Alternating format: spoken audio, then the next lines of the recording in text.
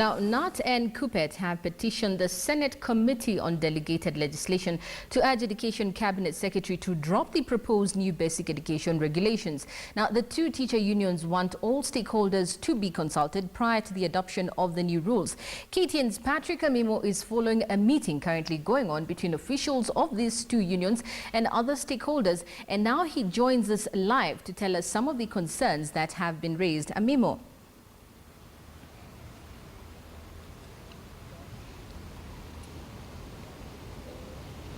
Thank you very much, Najma. Indeed, since the publication of the draft Basic Education Regulations Law 2015, there has been a controversy. It's been a matter that has brought the two teachers' unions, that's the Kenya National Union of Teachers and the Kenya Union of Post-Primary Education Teachers, in conflict with the Cabinet Secretary for Education, Professor Jacob Kaimenyi.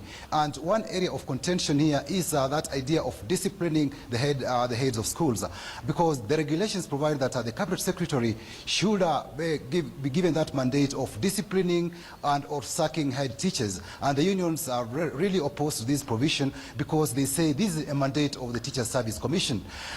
Some of the provisions that are here also, the unions have said that are ambiguous, especially maybe they've cited areas to do with representation of parents in schools.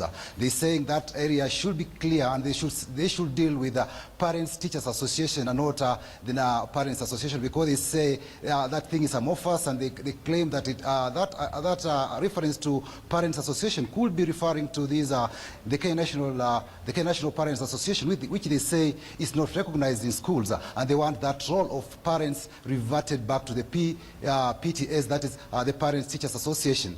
There's also an issue of accountability, and we had the Kenya Secondary School Heads Association wants that rule to be also clear on who the head teacher should be answerable to, whether it's the Cabinet Secretary for Education or it will be the county boards of education.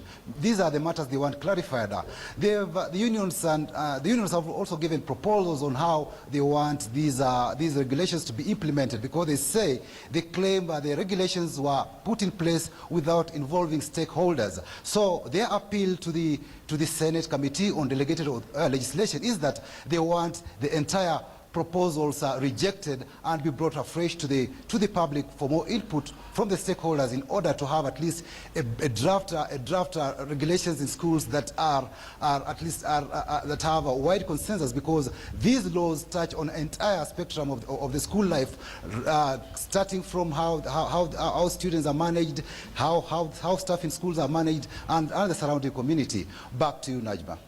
Well, thank you very much, Patrick Amimo. We'll be keeping an eye on that story, and we will give you details in our other bulletins.